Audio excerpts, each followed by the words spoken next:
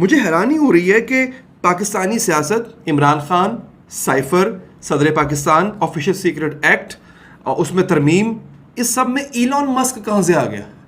صدر مملکت ڈاکٹر عارف علوی نے آفیشل سیکرٹ ایکٹ اور آرمی ایکٹ ترمیمی بل پر دستخطوں کی تردید کر دی. کہا وہ ان قوانین سے متفق نہیں تھے. اس سب میں ٹویٹر کہاں سے آ گیا؟ ایلان مسک ٹویٹر کا مالک ہے نا، یہ بیچ میں کیوں کود پڑا؟ یہ بڑی حیرانی کی بات ہے، لیکن یہ ہوا ہے، یہ حقیقت میں ہوا ہے. واپس بھیج دیا گیا. اس کے بعد 7 کی بات بھی آئی. بات یہ ہے کہ یہ 7 ہوں، 13 ہوں، 21 ہوں، 5 ہوں یا 2 ہوں. لیکن عارف علوی کے ایک ٹویٹ نے پاکستان کو ہلا کر رکھ دیا ہے. پورے پاکستان میں بے چینی پھیل گئی ہے، ایک کوہرام مچ گیا ہے اور خوف اور ٹیرر اور زیادہ پھیل گیا ہے.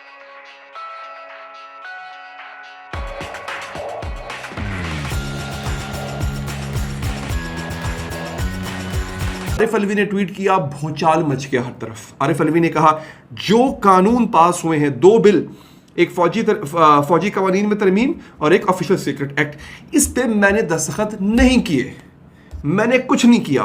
تنقید کی، سب نے تنقید کی، اور تنقید بنتی بھی تھی کہ عارف علوی صاحب آپ کو 27 گھنٹے بعد یاد آیا ہے، جس وقت یہ ہوا تھا آپ اسی وقت کہتے کہ یہ دستخط تو میں نے کیے نہیں، یہ بل قانون کیسے بن گیا، آپ اسی وقت کہتے. اور پھر جن لوگوں نے، یعنی آپ کے سٹاف نے اگر آپ کو دھوکہ دیا ہے، غداری کی ہے، تو آپ ان کے خلاف انکوائری کرتے. یہ سب کچھ ہونا چاہیے تھا. اور یہ سوال یاد رکھیے ابھی بھی قائم ہیں، یہ سوالات ابھی بھی عارف علوی صاحب سے کیے جانے چاہیے کہ آپ نے ان لوگوں کا کیا کیا جنہوں نے آپ کے ناک کے نیچے سے کارروائی ڈالی ہے، کیا کیا آپ نے لوگوں کا. لیکن ابھی یہ سوال ہم کر ہی رہے تھے ناظرین، تو اینکر پرسن ہے سمر عباس صاحب، انہوں نے ایک بام شل بھوڑ دیا، وہ میں آپ کو سنواؤں گا. وہ بام شل کیا ہے ناظرین؟ انہوں نے جو وزارت قانون ہے نا، اس کا انہوں نے اللہ بھلا کرے ایک نوٹیفیکیشن، ایک جو ان کا گزٹ ہوتا ہے وہ انہوں نے دکھا دیا لا کے، جس میں انہوں نے واضح طور پہ لکھا ہوا دکھایا ہے کہ صدر کے دستخط کے بغیر ہی بل منظور کیا گیا. خان نے رات کو ٹویٹ کرنا تھا، کیوں نہیں کیا؟ یہ بھی ایک سوال ہے. اچھا، اب اگلے نقطے پہ آتے ہیں جو میں نے آپ سے کہا تھا کہ ایلان مسک یہاں پہ کہاں سے آ گیا. ایلان مسک کا سب سے کیا تعلق ہے، یہ اب آپ جب جانیں گے نا تو آپ کے چاروں طبق روشن ہو جائیں گے. ناظرین، پاکستان کی وزارت قانون نے، وزارت قانون و انصاف جو ہے، بیسیکلی یہ سارے کا سارا بل اسی نے ڈرافٹ کیا تھا. جو پریس کانفرنس کی وہ بھی وزارت قانون نے کی. اب وزارت قانون نے صدر پاکستان کے ٹویٹ کا جواب ٹویٹ سے دینا تھا. سمجھ آ رہی ہے آپ؟ ٹویٹر کا مالک کون ہے؟ ایلان مسک. ایلان مسک نے اور ٹویٹر نے پاکستان کے، اب یہ بہت عجیب و غریب اور بہت بڑی بات ہے جو بتانے جا رہا ہوں، ٹویٹر نے ہمارے لا اینڈ جسٹس ڈپارٹمنٹ کا جو ٹویٹر اکاؤنٹ ہے اسے سسپینڈ کر دیا. یہ میرے سامنے کھلا ہوا ہے، آپ کے سامنے بھی اسکرین پہ آ گیا. انہوں نے اکاؤنٹ ہی سسپینڈ کر دیا ہے. یہ ایک بہت بڑی امبیرسمنٹ ہے. اگر یہ سچ ہے، اگر یہ ایگزیکٹلی ایسا ہی ہے، تو انہوں نے ہمارے حکومت کے لا اینڈ جسٹس ڈپارٹمنٹ کا اکاؤنٹ ہی سسپینڈ کر دیا. صدر پاکستان کا انہوں نے نہیں کیا، ان کا کر دیا. یہ ایک بہت بڑا سوال ہے کہ یہ کیا چکر ہے بھائی، یہ کیا ہو رہا ہے. اب اس سب کے اندر دیکھیں، مجھے یہ لگتا ہے کہ یہ انکمپٹنس ہے بہت بڑی. بات ہو رہی ہے ہمارے ادارے کی، بات ہمارے ادارے کی عزت بھی یہاں پہ اسٹیک پہ لگی ہوئی ہے نا. آپ نے مذاق بنا دیا ہے. آپ نے ایک قانون پاس کرنا تھا، آپ طریقے سے وہ قانون پاس کرتے. اب دیکھیں یہاں پہ کیا ہو رہا ہے. یہاں پہ ہمارا ادارہ جو ہے اس کو آپ نے پنگ پونگ بنا دیا، ایوان صدر اور پارلیمنٹ کے درمیان، یا وزارت قانون و انصاف اور ایوان صدر کے درمیان پنگ پونگ بنا دیا، جو کہ غلط ہے، نہیں ہونا چاہیے. پھر کہتے ہیں جناب کہ ہم نے تو کچھ ایسا نہیں کیا، ہم تو ادارے کا وقار مجروح کرتے. یہ وقار مجروح کر رہے تو اور کیا کر رہے ہیں آپ؟ یہ مذاق کی تو ہے. میں ابھی یہ پڑھ رہا تھا، مختلف جو ہیں اللہ بھلا کرے، جو یہ انٹرنیشنل جو صحافی ہیں ان کی ٹویٹس پڑھ رہا تھا. وہ جو سابق رہ چکے ہیں جسٹس کاٹچو، یہ بھارت کے اکثر پاکستان کے اوپر حوالے سے بات کرتے رہتے ہیں، سب مذاق بنا رہے ہیں پاکستان کا کہ صدر پاکستان کو پتہ ہی نہیں ہے، ان کے ناک کے نیچے جو ہے وہ یہ کارروائی ڈال دی گئی. یہ کیا ہے؟ یہ ہو کیا رہا ہے؟ کچھ لوگ صدر پاکستان کو تنقید کر رہے ہیں، کچھ لوگ ہمارے نظام پہ تنقید کر رہے ہیں کہ ہمارا نظام کیسا ہے. اس قدر عجیب و غریب نظام ہے یہ، کیسے سانس لے کوئی اس نظام کے اندر؟ یہ قانون ہے، اسے قانون کہیں گے آپ؟ ایک قانون بننا ہے، اس کا ایک پروسیجر ہے. ہر کوئی ایک دوسرے کو دھوکہ دینے پہ لگا ہوا ہے.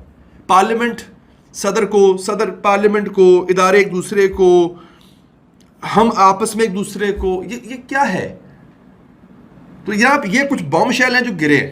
पहला क्या, नोटिफिकेशन सामने आ गया जिसमें कहा गया हमने सदर के वापस भेजे जाने को, सदर के समरी के वापस भेजे जाने को, बिल के वापस भेजे जाने को तसव्वुर कर लिया कि सदर मान गए. सदर ने कहा, सदर के ट्वीट के बाद अब मामला इंतहाई पेचीदा हो गया. अगर आप ये बात कहें कि मामला बड़ा आसान है, और जिस तरह आज वज़ीर इत्तलात ने कहा, निगरान वज़ीर इत्तलात ने, कि बस इससे कोई तूफान बर्पा नहीं हुआ. तूफान तो बर्पा हो गया और बहुत बड़ा तूफान बर्पा हुआ है. आपको बताया कि ये छोटी बात नहीं है, ये बहुत बड़ी बात है. और इस बात पे पाकिस्तान की बहुत सी चीज़ें जो हैं वो दांव पे लग गई हैं. आप मुझे बताएं, जिन ममालिक से आपने जाके पैसे लेने हैं, आगे आपके जो सिस्टम चल रहा है, आपने IMF को जो छुपा रहे हैं वादा किया था कि हम 6 माह के अंदर इलेक्शन करवा देंगे, इसलिए मैं कहता हूं ना फरवरी में इलेक्शन हो जाएंगे. आपने जो IMF से जो मुआहदे किए थे, जो वादे किए थे, अभी 2 ममालिक के आपके पास पैसे आए हैं. बाकी IMF ने जहां से लेकर पैसे देने हैं वो पैसे आपको पास आने हैं. तो इन हालात में जब आपके मुल्क का एक सुप्रीम कमांडर जो है वो ये कहे कि जी मैंने दस्तखत नहीं किए और मैंने बिल वापस भेज दिया था, बिल वापस क्यों नहीं भेजा गया? अगर ईवान सदर के अंदर ये हो रहा है, अगर हो रहा है, मैं फिर भी ये बात कह रहा हूं, तो फिर आप क्या समझते हैं कि आलमी बरादरी आपको इस पर पूछेगी नहीं? वो तो चर्चे होने शुरू हो गए. पहले हमारी मुआशी पॉलिसीज के ऊपर होती थी बात के बनाना रिपब्लिक बन गए. आज तो लिखा गया है कि पाकिस्तान एक मैंगो कंट्री है. बिल्कुल ऐसा है. मैं कह रहा हूं कि ये नहीं होना चाहिए था, जो हुआ ये नहीं होना चाहिए था. इस पर जो मामला भी है इसको खुलकर सामने आना चाहिए, हकीकत सामने आनी चाहिए.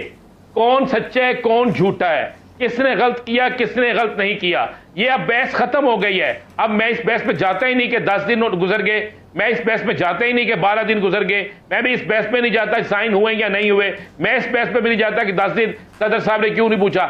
अब सदर साहब ने जो ट्वीट किया है जिसमें वो कहते हैं कि मैंने बार बार अपने स्टाफ से ये कहा क्या बिल वापस भेज दें, उन्होंने मुझे कहा कि हमने बिल वापस भेज दिए हैं.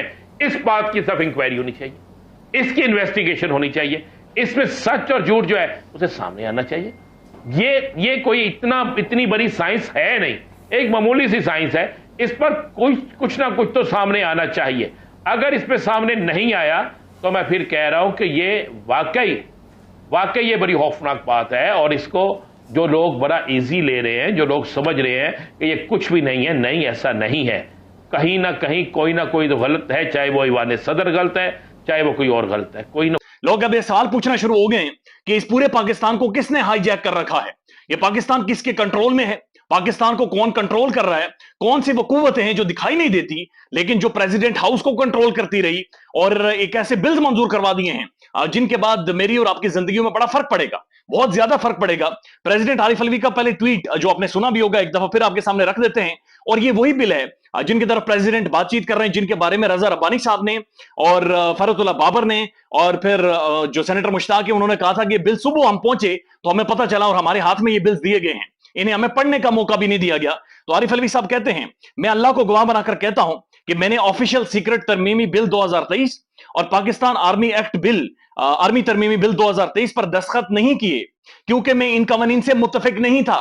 यानी वो कह रहे हैं कि बिल्स के ऊपर दस्तखत मैंने नहीं किए, मैंने ये बिल्स मंजूर नहीं किए क्योंकि मैं इन बिल से मुत्तफिक नहीं था. मैंने अपने अमले से कहा कि वो बगैर दस्तखतशुदा इन बिलों को मुकर्रर वक्त के अंदर वापस कर दें पार्लियामेंट को, और जब प्रेसिडेंट वापस करता है तो उसके बाद एक जॉइंट सेशन बुलाया जाता है